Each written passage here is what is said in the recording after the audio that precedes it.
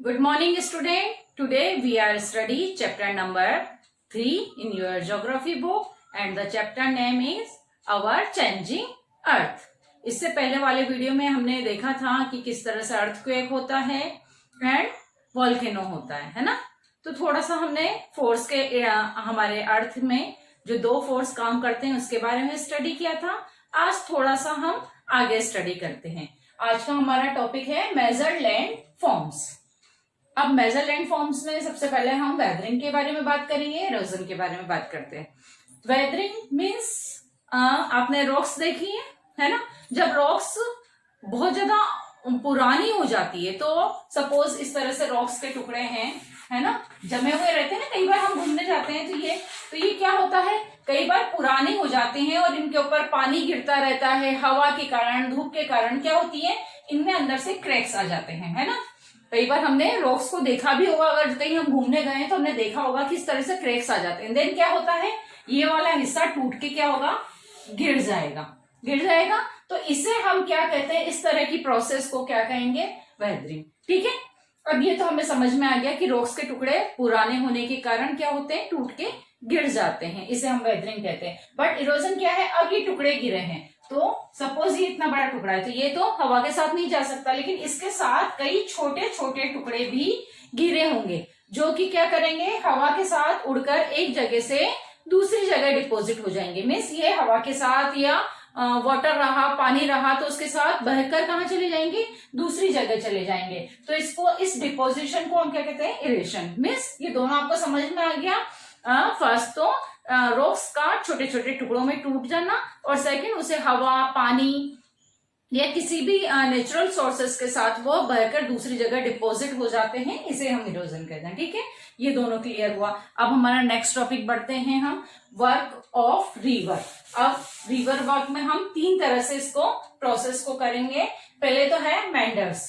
अब अगर हम बात करें मेंडर्स की तो आप एक गिलास पानी लीजिए, थोड़ा सा मम्मी से डांट खा लेना है ना। अब उस पानी को अगर नॉर्मली हम फ्लो करेंगे, जमीन पर फ्लो करेंगे, तो अगर मैंने पानी को फ्लो किया तो क्या वो सीधा सीधा जाएगा, क्या ऐसे जाएगा एक स्ट्रेट लाइन में? नहीं जाएगा ना। पानी कैसे बहता है, पानी हमारा इस तरह से बहेगा, कहीं से कहाँ इस तरह से बहता है ना, इस तरह से बहता है। तो हमारी रिवर भी क्या है, जितना ज्यादा प्रेशर से पानी फ्लो होता है उसी तरह से प्रेशर से कभी इस तरह, कभी इस तरह से फ्लो होता है ना रिवर का। इसी तरह से बहती है, ये हमारी रिवर है तो इस तरह से फ्लो होगा रिवर का। ठीक है, तो हमारा रिवर जो जब फ्लो होता है वाटर का, वो ट्विस्ट करता है, टर्न करता है। तो इन ट्विस्ट और टर्न्स को क्या कहते हैं, मेंडर्स कहते हैं। क्लियर? इस तरह से जो ट्विस्ट और टर्न करता है इसे हम मेंडर्स कहते हैं। अब मेंडर्स के बाद आते हैं ऑक्सबो। ठीक है, मेंडर्स हमें समझ में आ गया कि रिवर का जो वाटर है ट्विस्ट और टर्न करके बहता है, इसे हम मेंडर्स कहते हैं। अब ऑक्सबो नाम से ही अजीब सा लग रहा है ना, ऑक्सबो। तो बट मैंने अभी आपको बताया मेंडर्स किसे करें, ट्विस्ट और टर्न करने को, है ना। तो अब धीरे धीरे इसे समझने की कोशिश करते हैं कि सपोज हमारी ये रिवर बह रही है ना, इस तरह से बहती है रिवर। ठीक है, अब यहाँ धीरे धीरे क्या होता जाता है, इस तरह के जो कर्व्स होते हैं इन पर क्या होता है, धीरे धीरे मिट्टी जमती रहती है। कुछ भी हमारे रॉक्स का डिपोजिशन यही होता है, कर्व्स पर ही होता रहता है। तो धीरे धीरे ये क्या हो जाएगा, ये पूरा जम जाएगा, है ना। और ये पूरा, और ऊपर से जो ये एरिया है, ये वाला एरिया इस तरह से अलग हो जाएगा और यहाँ पर एक मिट्टी की लेयर जम जाएगी धीरे धीरे। तो रिवर का जो रूट है वो क्या हो गया, यहां से हो गया। अब रिवर यहां से बह रही है, जो पहले यहां बह रही थी अब इस तरह से बह रही है। तो रिवर का तो रूट क्या हो गया, चेंज हो गया। और ये वाला हिस्सा, पोर्शन मेन रिवर से अलग हो गया। तो मेन रिवर से अगर ये वाला पोर्शन अलग होगा तो इस तरह से क्या पानी नहीं रहेगा, एक छोटा तालाब फॉर्म बन जाता है, नहरें तालाब की तरह बन जाता है। तो इस तरह की जो स्ट्रक्चर होती है जो रिवर से अलग होके बनी है, इन्हें हम कहेंगे ऑक्सबो। समझ में आया ना, जो हमारा ट्विस्ट और टर्न करके रिवर बहती है, तो जहां पर ट्विस्ट और टर्न करती है, जहां पर इस तरह की स्ट्रक्चर बनती है, वो धीरे धीरे क्या होता है, जैसे ये वाला हिस्सा है, ये क्या हुआ, अलग हो गया, मेन रिवर से अलग हो गया। तो इन्हें हम क्या कहते हैं, ऑक्सबो स्ट्रक्चर कहते हैं। ठीक है, आ रहा है समझ में। नेक्स्ट हम बात करते हैं डेल्टा की। एक ही रिवर पर कितने सारे स्ट्रक्चर चेंज होती है वो थोड़ा सा देखते हैं। मेंडर्स ट्विस्ट और टर्न करना, ट्विस्ट और टर्न करके वो हिस्सा मेन रिवर से अलग हो जाना ऑक्सबो कहलाएगा। अब डेल्टा, डेल्टा नदी कहाँ जाके मिलती है? नदी समुद्र में जाके मिलती है ना, सी में जाकर मिल जाती है।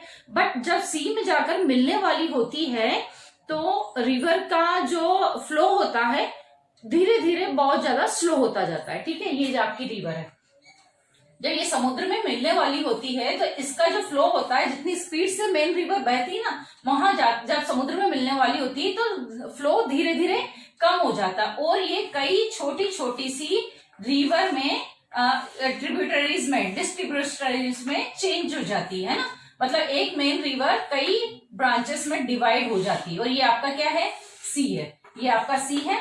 ठीक है, यहाँ जाके मिलने वाली है तो यहाँ आने के पहले रिवर में फ्लो कम हो जाएगा। तो फ्लो कम हो जाएगा रिवर में, अगर पानी कम हो जाएगा तो क्या बचेगा? मिट्टी बचेगी, आपकी सॉइल बचेगी, है ना, और रॉक्स के टुकड़े बचेंगे। तो इस तरह का जो रहता है ना, तो धीरे धीरे ये क्या हो जाती है, इस तरह से सब उसमें ट्रिब्यूटरीज में चेंज हो जाती है, डिस्ट्रीब्यूटर्स में चेंज हो जाती है। तो रिवर जो है, मेन रिवर, वो कई पार्ट में डिवाइड हो जाती है। तो रिवर की इस स्ट्रक्चर को, जब वो रिवर से सी से मिलने वाली होती है तो इस बहुत सारे पार्ट में जो डिवाइड होती है, इसे हम क्या कहते हैं? इस एरिया को हम क्या कहते हैं? डेल्टा। क्या कहते हैं इसे? डेल्टा। बट ये क्या है? बहुत ज्यादा फर्टाइल एरिया रहेगा। क्यों? क्योंकि जितना भी रिवर में था, जितना भी फर्टाइल सॉइल थी, ये सब बह के कहाँ पर डिपॉजिट हो गई है? इस वाले एरिया पे। तो ये सारा एरिया जो जितना भी डेल्टा वाला एरिया रहता है, कैसा रहता है? फर्टाइल रहता है। तो रिवर का बहुत सारी सी पे मिलने से पहले कई छोटी छोटी सी ब्रांचेस में डिवाइड हो जाना क्या कहलाएगा? डेल्टा कहलाएगा। आई थिंक, मुझे लगता है कि तीनों चीजें आपको बहुत अच्छे से समझ में आ गई होगी। नेक्स्ट पे बढ़ते हैं। अभी इसमें सिर्फ छोटे छोटे से पॉइंट हैं जो कि बस हमें ऐसे ही समझना है किसको क्या कहते हैं। ठीक है, नेक्स्ट पे बढ़ते हैं। अभी हमने रिवर का वर्क पढ़ा। ठीक है, अब हम पढ़ते हैं वर्क ऑफ सी। सी में भी कुछ होता है क्या? तो सबसे पहले सी केव्स पढ़ते हैं। समुद्र के आसपास गए? समुद्र के आसपास नहीं भी गए हैं तो पिक्चर्स तो देखी होगी, है ना। समुद्र में बीच बीच में रॉक्स भी रहती, चट्टाने भी रहती है, वो देखी ना सभी ने, है ना। तो रॉक्स रहती है, सपोज ये इतनी बड़ी रॉक्स है ना। अब धीरे धीरे इससे क्या टकरा रही है? लहरें टकरा रही हैं। इस तरह से ये लहरें टकरा रही हैं तो यहाँ पर छोटी सी एक केव बन जाएगी। इस पर टकराते टकराते इसका शेप चेंज हो जाता है और ऐसे केव बन जाती है। तो इसको हम क्या कहेंगे? सी केव्स कहेंगे। क्लियर? लहरें, पानी तेज बहाव से इससे टकराता है, रॉक से टकराता है और थोड़ा सा होल टाइप का स्ट्रक्चर बना देता है। इसे हम क्या कहते हैं? सी केव्स कहते हैं। अब क्या होता है, कई बार ये केव्स इतनी बड़ी हो जाती हैं, क्या रहता है कि पूरी ये खोखली हो जाती है। मतलब सिर्फ रॉक के नाम पर ये ऊपर की छत बची है ना, और बाकी यहाँ पर क्या हो गया? पूरा खोखला एरिया हो गया। वो केव्स धीरे धीरे और पानी टकराता है, टूटती जाती है और सी आर्चेस में बदल जाती है। ठीक है, केव्स थी, पानी प्रेशर से आ रहा है, डेली टकरा रहा है, उसके कारण वो केव्स किस में बदल गई? सी आर्चेस में। अब आर्चेस क्या हुआ? मतलब रॉक्स का ऊपर छत वाला हिस्सा ही रहेगा, रॉक्स का ऊपरी हिस्सा ही है, बाकी सब सेपरेट होकर सब पानी के साथ बह गया। ठीक है, see arches. Then stock. Stack क्या होता? जब इस तरह से रहता है तो धीरे धीरे ये क्या रहेगी? दो पार्ट में हो जाएगी। इस तरह से धीरे धीरे यहां से होगा। देन इसका एक हिस्सा अलग हो जाएगा और दूसरा हिस्सा इसका अलग हो जाएगा। जो मेन रॉक्स थी उसका दो पार्ट में डिवाइड हो जाना स्टैक कहलाता है। ठीक है, मीन्स सी केव्स, लहरे का छोटा धीरे धीरे टकराकर हल्का सा गुफा जैसा बनना, सी केव्स कहलाएगा। सी आर्चेस मीन्स उसका रॉक्स का ऊपर का ओनली छत वाला एरिया रहना, बाकी सारा पानी में मिल जाना। ठीक है, और रॉक्स का सेपरेट एक हिस्सा टूटकर अलग हो जाना स्टैक कहलाता है। तो आई थिंक रिवर और सी की तो हमने बात कर ली। ठीक है, अब हम बात करते हैं हमारी ग्लेशियर्स की। ग्लेशियर्स जानते हो ना क्या रहता है? ग्लेशियर्स पे बहुत सारी बर्फ जमा रहती है। ठीक है ना, ये ध्यान है। तो जहां पर बर्फ जमी रहती है, जब वो बर्फ पिघलती है, ठीक है, बर्फ जम गई, सपोज 3-4 महीने बर्फ किसी पर्टिकुलर एरिया पे जम गई, तो बर्फ का जो प्रेशर रहेगा वो उसके नीचे की रॉक्स को, जो मिट्टी है, सॉइल हो, उनको तोड़ देगा। उसके ऊपर से प्रेशर से रहेगा। ठीक है, उनको तोड़ के अपने साथ जब बहेगा तो बहा के भी ले जाएगा। और सेकंड, जैसे सपोज आज पर्टिकुलर एरिया पे बर्फ जम गई है और वहां पर गड्ढा है, तो गड्ढे में बर्फ जम गई है। जब वार्म सीजन आएगा, गर्मी आएगी, तो क्या होगा, वो बर्फ किसमें बदल जाएगा, पानी में बदल जाएगा। तो वहां क्या बन जाएगा, एक तालाब जैसा बन जाएगा, है ना। तो ग्लेशियर में भी बहुत सारी फॉर्म्स चेंज होती है, ठीक है। फर्स्ट तो ग्लेशियर में किस तरह से सॉइल बह के चली जाती है, रॉक्स बह के चली जाती है, कि एक जगह डिपॉजिट हो गया, उसके ऊपर हमारे आइस जम गई, आइस जब मेल्ट हुई और बह के गई तो उसके साथ की सॉइल को, रॉक्स को भी बहा के एक जगह से दूसरी जगह डिपॉजिट कर देती है। एक तो प्रोसेस ये होती है। सेकंड प्रोसेस क्या होती है, वहां पर तालाब किस तरह से फॉर्म होते हैं कि पर्टिकुलर कोई गड्ढा है, उसमें आइस जम गई है। अब आइस तो बह के निकल गए, लेकिन जो पानी है मतलब पानी तो बह के निकल गया, ऑलमोस्ट तो पानी बह के निकल गया, लेकिन जो गड्ढे में भरा हुआ है धीरे धीरे वो किसमें बदल जाएगा, तालाब का फॉर्म ले लेता। तो ये हमारी ग्लेशियर्स की बात हुई। अब इसके अलावा रेगिस्तान की भी बात कर ले। हमने अभी तक रिवर देख लिया है, ओशन सी देख लिया है ना, एंड ग्लेशियर ऑल्सो हमने पढ़ लिया, स्टडी कर लिया। मेन स्ट्रक्चर मैंने आपको बताने की कोशिश की है कि किस तरह से फॉर्म्स चेंज होती है। अब हम रेगिस्तान की बात करें, क्वेश्चन आएगा मैम रेगिस्तान में क्या है बताने जैसा, वहां तो सब बस सैंड ही सैंड होती है, जहां देखो वहां हमें रेती रेती दिखाई देती है ना, इसके अलावा कुछ नहीं दिखाई देता, बस उसमें भी कुछ चेंज होती है। फर्स्ट तो सैंड, जो हम रेगिस्तान की बात करें, डेजर्ट्स की बात करें, वहां क्या रहती है, वहां की जो रॉक्स रहती है ना, वो रॉक्स मशरूम शेप में रहती है। मशरूम देखा है आपने, किस तरह से रहता है मशरूम का शेप, है ना, नीचे से पतला रहेगा, लाइक दिस, इस तरह से रहेगा कुछ, है ना, ये शेप रहता है ना, है ना।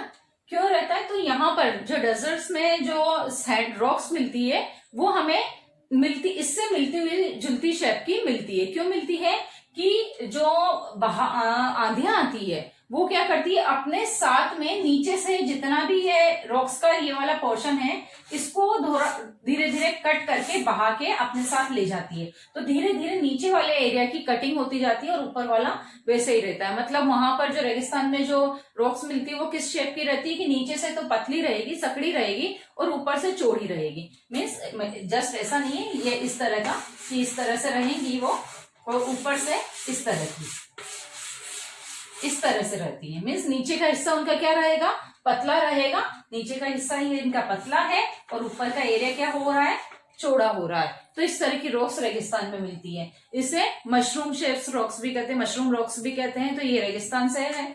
समझ में आ गया किस तरह से, कि क्योंकि हवा जो आती है, वहां की आंधी आती है, बहुत तेज रहती है, वो इनसे टकराती है और नीचे नीचे वाले एरिया को अपने साथ धीरे धीरे कट करके बहा के ले जाती है। सेकंड, और क्या होते हैं, जब वहां आंधियां आती है तो एक जगह की सैंड को हवा के साथ अपने, उनकी जो लाइट वेट वाली सैंड रहती है वो उड़ के हवा के साथ बहुत प्रेशर से एक जगह से दूसरी जगह चली जाती है। अब जब आंधियां रुकेगी तो वहां पर क्या बना देगी, जहां पर भी आंधी रुकी है तो वहां पर वो सारी सैंड डिपॉजिट हो जाएगी और एक छोटी सी हिल जैसी बन जाती है ना, जिसे सैंड डून्स कहते हैं। ठीक है, तो सैंड डून्स क्या हुआ, मीन्स हवा एक जगह की सैंड को बहा के अपने साथ ले गई, उसके पार्टिकल्स को, जो हल्के पार्टिकल्स हैं उनको बहा के अपने साथ ले गई, और दूसरी जगह जहां हवा रुकी है वहां वो सारे सैंड पार्टिकल एक के ऊपर एक गिरकर एक हिल जैसे स्ट्रक्चर बना देते हैं, जिसे सैंड डून्स कहते हैं। ठीक है, तो इस तरह से बहुत सारे लैंडफॉर्म्स हैं जो कि हमारे अर्थ पर हैं और हमें देखने को मिलते हैं,